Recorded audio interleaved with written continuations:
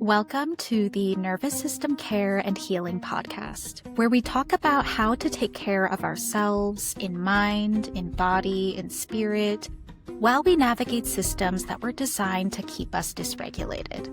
I'm your host, Liz, a neurodivergent therapist of color, and I'm really glad that you're here.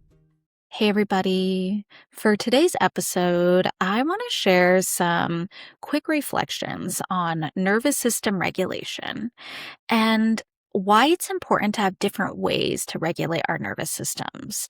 One way is self-regulation, another is co-regulation. I'm going to break down what those options look like so that you can leave this episode with some ideas for your nervous system care toolkit, whatever we want to call it, and so you can continue to take care of yourself and have options. So let's start with a definition. What is nervous system regulation? When I use this term, I am referring to each of our nervous system's capacity to move through different experiences of life, including difficult emotions, without getting stuck in any one negative state forever. So, regulation, to me, is the capacity to move in and out of our window of tolerance. And this is the window of experiences that we can comfortably tolerate and navigate without becoming super overwhelmed. And so when we are regulated in our nervous systems, it means that we are able to be present with the experience that we are having right now. It means that we are in our window of tolerance.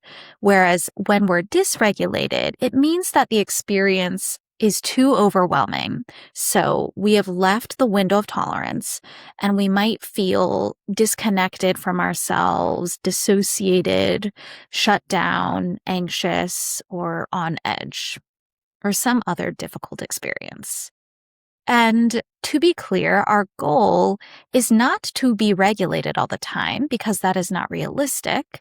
Our goal is to develop that capacity to move flexibly in and out of the window of tolerance, to come back to ourselves if we leave that window, and to teach our nervous systems how to shift states from dysregulated and disconnected, which we are all bound to experience sometime, toward feeling regulated, calm, and connected. If you want more info on this, I will recommend listening to the first episode of this podcast, which covers the basics of nervous system regulation in a bit more detail and depth. This is the nutshell version that I want to share before I segue into what are the different ways to regulate the nervous system. So I'm going to walk through examples of what self-regulation can look like, as well as co-regulation. So when I talk about self-regulation of the nervous system, I am referring to activities, practices, or intentional strategies that we can use internally on an individual basis to care for the nervous system.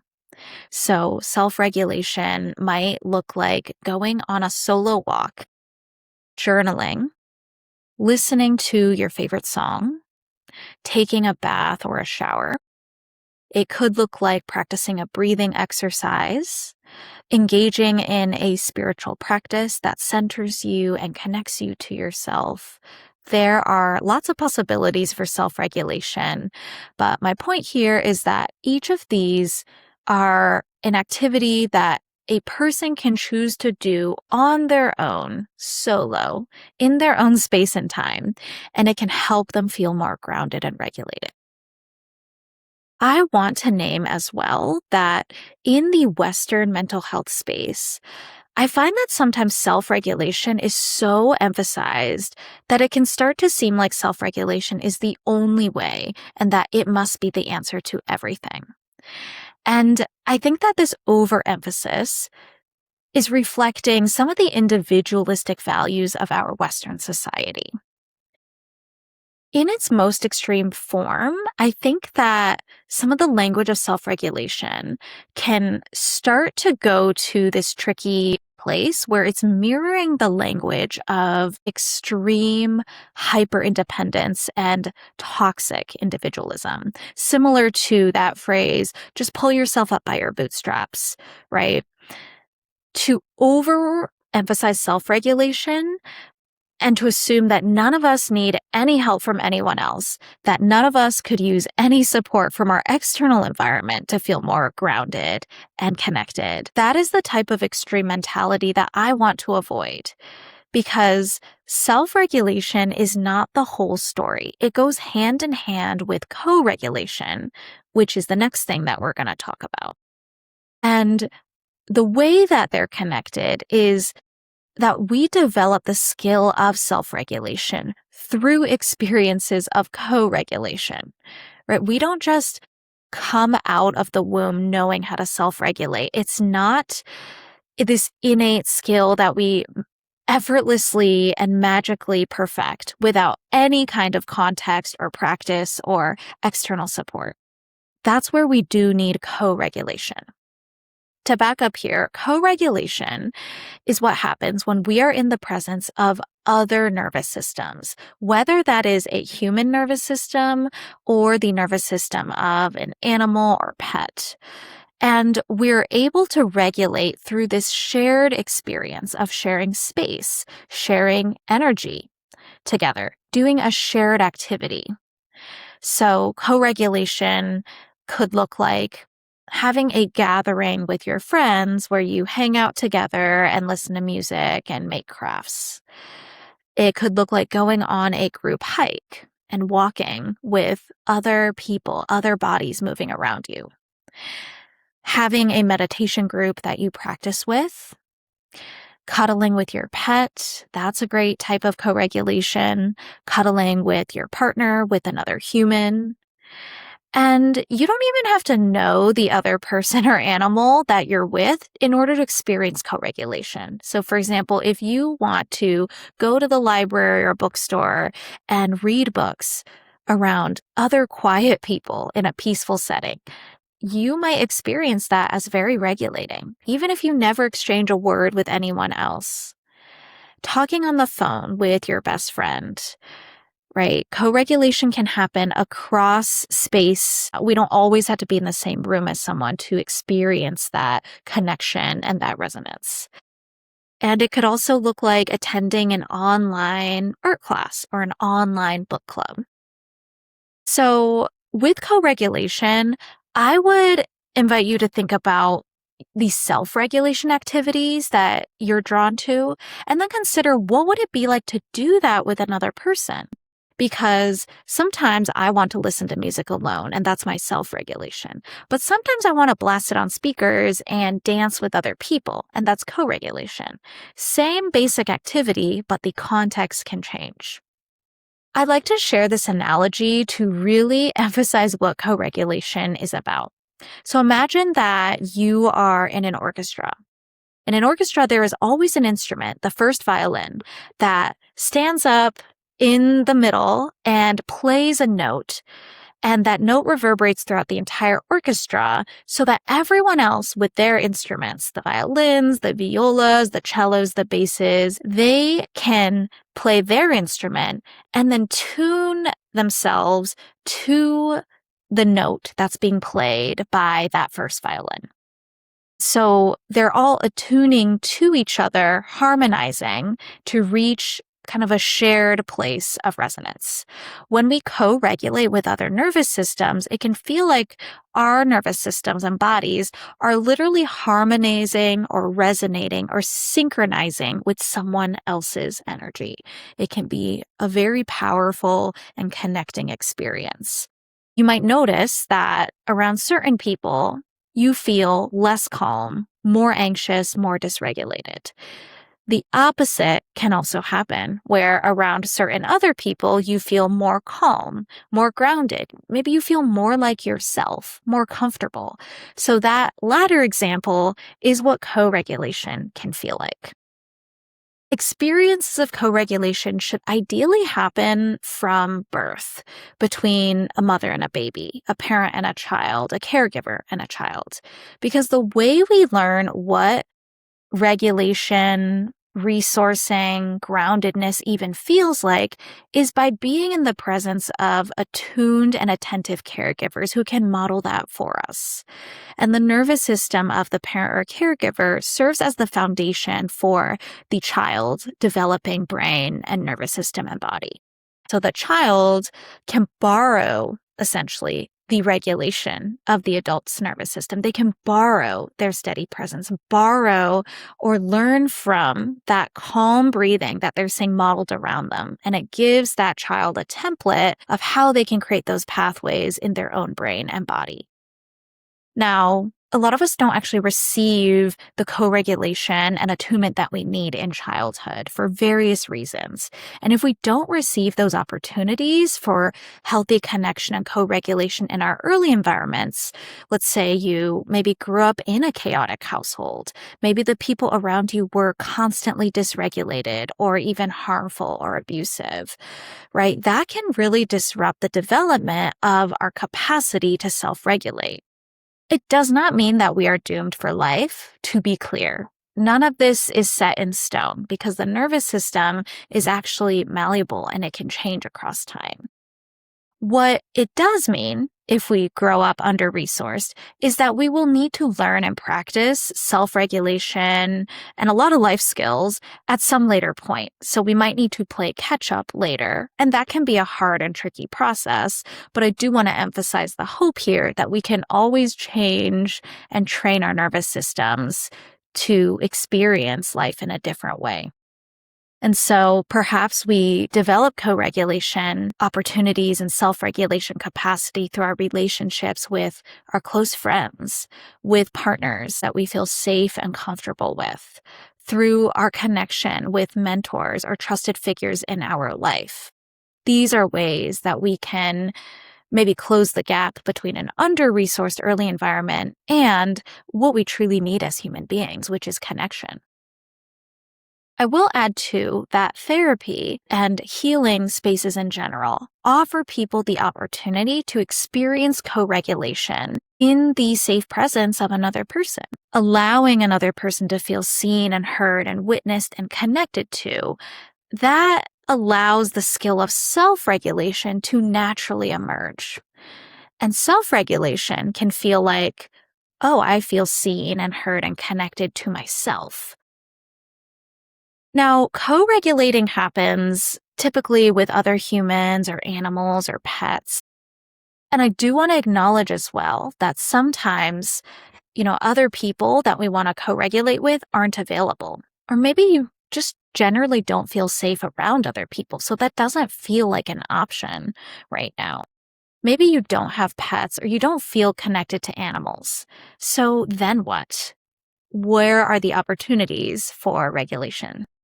Other than self-regulation, I think we can also look to other forms of non-human connection because nature is alive and living. The trees around us are living beings with history. The flowers are alive. Mushrooms are alive.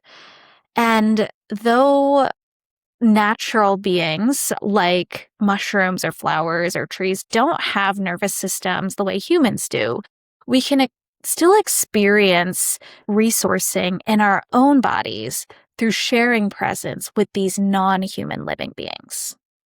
So I did some research for this episode because I've always wondered why I feel more relaxed in nature and why that relaxation comes almost more effortlessly than if I were to force myself to sit through a meditation practice or a breathing exercise, for example. Studies have shown that spending as little as 20 minutes in a green space, a space with plants, with greenery, can lower cortisol levels in the saliva. Other studies have shown, and this will all be linked in the show notes, listening to bird song activates the parasympathetic nervous system, which is responsible for the rest and digest response. And it makes sense to me that bird song regulates the nervous system. Because if the birds are chirping outside, it means that there isn't an immediate physical threat nearby because the birds feel safe enough to sing. So in our neurobiology, which has been passed down to us from our ancestors who lived, many of them, deeply in connection to nature compared to our modern human counterparts. Those ancestral nervous systems learned to associate birdsong with safety. And that's what our modern nervous systems remember as well, this ancient form of co-regulation through connection and attention to the natural world around us.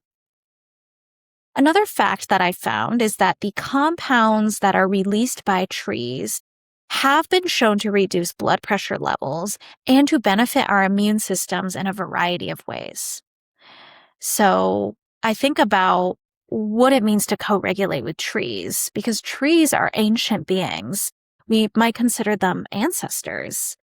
There are studies that have shown that people living near trees have better amygdala activity, and they use the term amygdala integrity, which means the part of the brain that processes fear and our responses to perceived and real threats. That part of the brain becomes less reactive and more resilient and regulated for folks who live near trees. I find that fascinating. Beyond the scientific facts, though, of which there are plenty, I do want to bring this back to our intuition and what we intuitively know and sense as human beings on this earth. Our bodies let us know that being in nature feels good to us. Our bodies tend to relax when we breathe in fresh air or when our gaze lands on a tree or a flower, right? That tends to feel so much better than looking at a concrete building or a fluorescent light. And I want to just emphasize this option of regulating through nature, because that might be more available to you sometimes than trying to regulate with another human being. It might be more appealing to you than trying to self-regulate through everything. I want to also end by saying that sometimes I hear this concern or fear that people have of being too codependent, right? I hear of people not wanting to depend on someone else or to feel dependent on someone else in order to feel okay. And I completely agree that that is a very reasonable concern, and that we want to avoid a situation where we're always turning to one option only in order to feel regulated, because that puts us in a tough spot if that source of regulation is sometimes unavailable or if it becomes permanently unavailable, right? If the friend that you call every time that you're spiraling one day does not pick up or text back right away, that can be tricky if all you've known and the only pattern that you've created is turning to that friend to regulate, right? That's where it's helpful to have a few other options. Other scenarios here is, sometimes you might want to have a hug or a deep conversation with your partner in order to regulate, but maybe they're not available to connect with you in that way because they're off doing something else or they're navigating their own emotions right now. So we have to take into account that sometimes the way we want to regulate with someone else may not be what they're available for right now. Again, I want to continue to acknowledge that the instinct to co-regulate, to be in the presence and connection with other nervous systems, is a very human urge. I would be curious how opportunities for co-regulation might look different in societies and communities that are more communal and collective by nature, compared to in an individualistic Western society that encourages hyper-independence, that leads to, right, this toxic isolation that so many people describe struggling with. I do wonder how social, cultural context shifts what types of options for regulation are available. And that is an open question that I don't have an answer to right now, just am curious about. In summary, I guess I want to say that it's really important to have balance in the options of self-regulation and co-regulation. And to remember that co-regulation fuels our capacity for self-regulation, while self-regulation practices ensure that we do have a means to take care of our nervous system needs when co-regulation is not available or desirable. And I would invite you to reflect on, where are you right now in your nervous system journey? What do you notice about your nervous system patterns? About what dysregulates you? What resources you? What pulls you out of your window of tolerance? What brings you back in?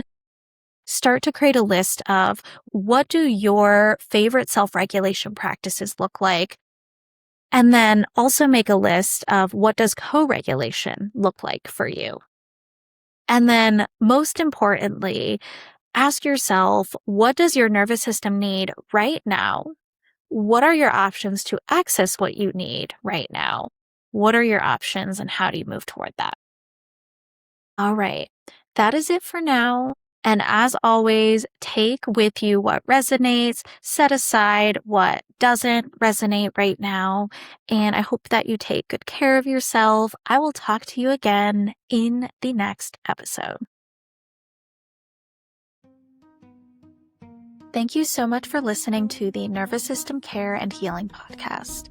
If you enjoyed this episode, be sure to follow or subscribe on whatever platform you use to listen to podcasts.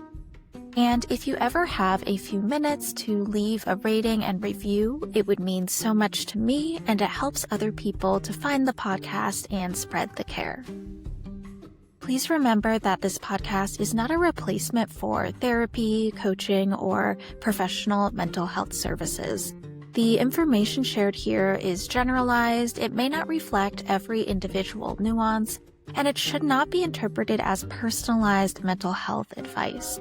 So please do seek out additional support if you need it. Take care and be well. This is Liz at Nervous System Care and Healing.